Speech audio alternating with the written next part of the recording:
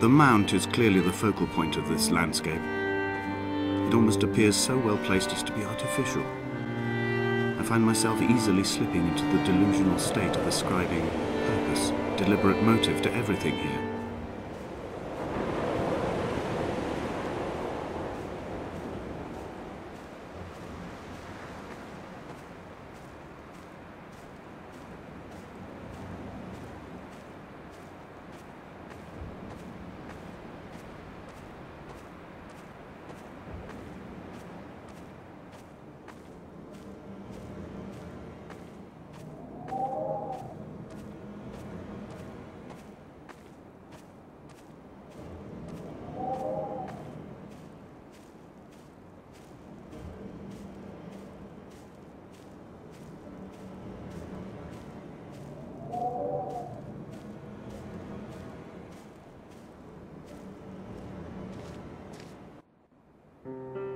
Dear Esther, I have now driven the stretch of the M5 between Exeter and Bristol over 21 times. But although I have all the reports and all the witnesses, and have cross-referenced them within a millimetre using my Ordnance Survey maps, I simply cannot find the location. You'd think there would be marks to serve as some evidence. It's somewhere between the turn-off for Sanford and the welcome brake services. But although I can always see it in my rear-view mirror, I have as yet been unable to pull ashore.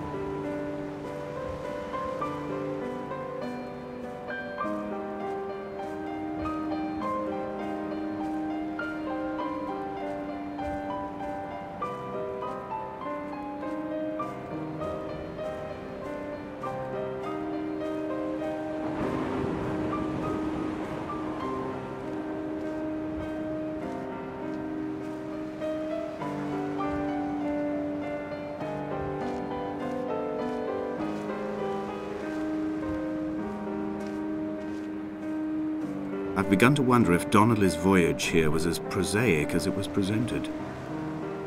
How disappointed not to have found the bones of the holy man. No wonder he hated the inhabitants so. To him they must have seemed like barnacles mindlessly clinging to a mercy seat. Why cling so hard to the rock? Because it is the only thing that stops us from sliding into the ocean, into oblivion.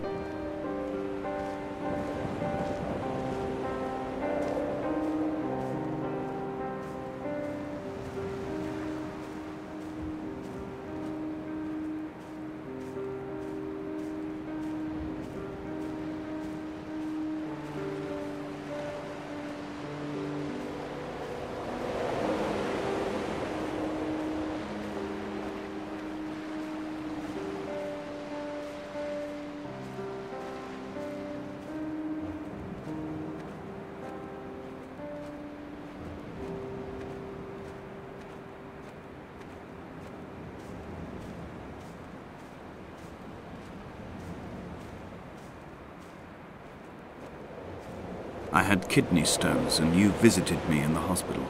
After the operation, when I was still half submerged in anesthetic, your outline and your speech both blurred. Now my stones have grown into an island and made their escape, and you have been rendered opaque by the car of a drunk.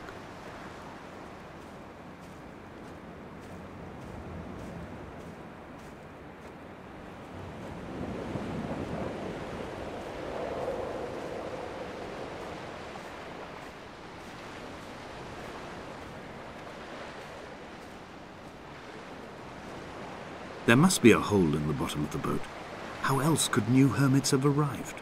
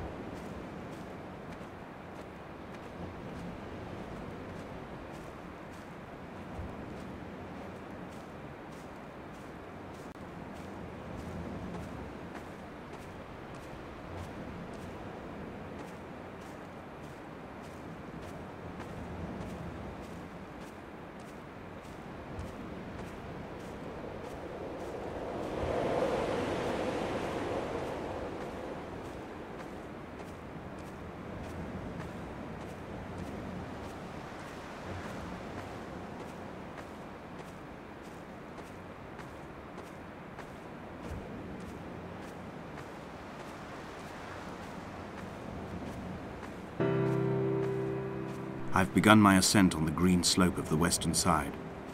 I've looked deep into the mountain from the shaft and understood that I must go up and then find the way under. I will stash the last vestiges of my civilization in the stone walls and work deeper from there. I'm drawn by the aerial and the cliff edge. There is some form of rebirth waiting for me there.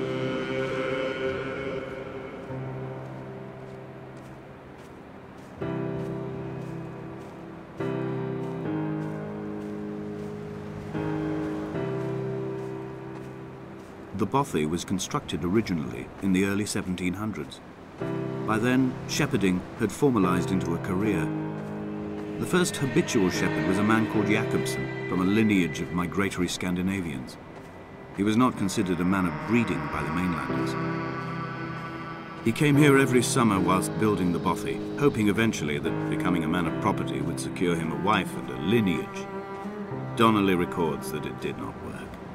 He caught some disease from his malcontented goats and died 2 years after completing it. There was no one to carve white lines into the cliff for him either.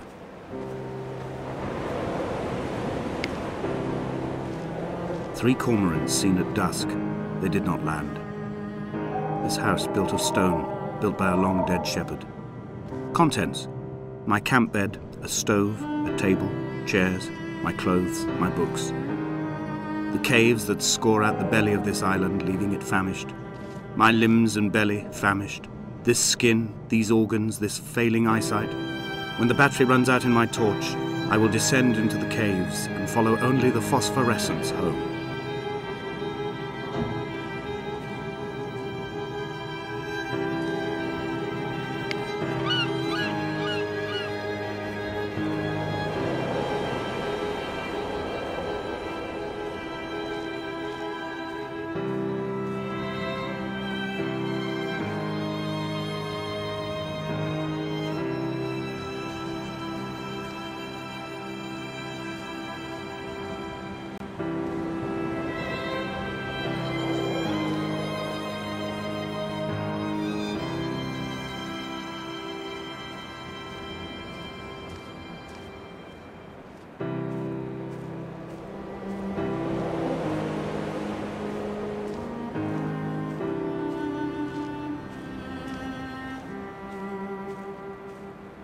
In a footnote, the editor comments that at this point Donnelly was going insane as syphilis tore through his system like a drunk driver. He's not to be trusted.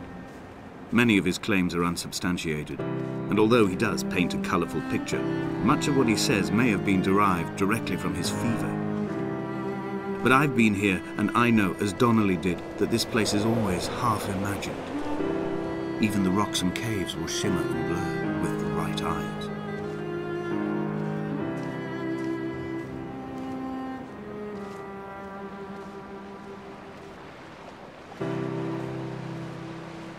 They found Jakobsen in early spring. The thaw had only just come. Even though he'd been dead nearly 7 months, his body had been frozen right down to the nerves and had not even begun to decompose. His fingernails were raw and bitten to the quick. They found the phosphorescent moss that grows in the caves deep under the nails. Whatever he'd been doing under the island when his strength began to fail is lost. He'd struggled halfway up the cliff again, perhaps in a delirium, perhaps trying to reach the bothy's fire before curling into a stone and expiring.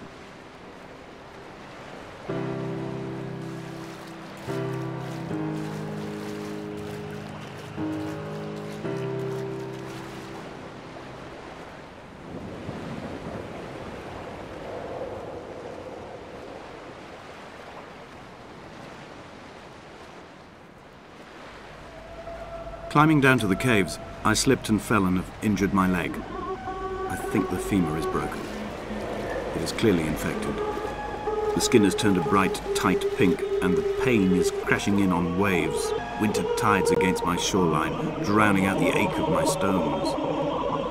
I struggled back to the bothy to rest, but it has become clear that there is only one way this is likely to end. The medical supplies I looted from the trawler have suddenly found their purpose. They will keep me lucid for my final ascent.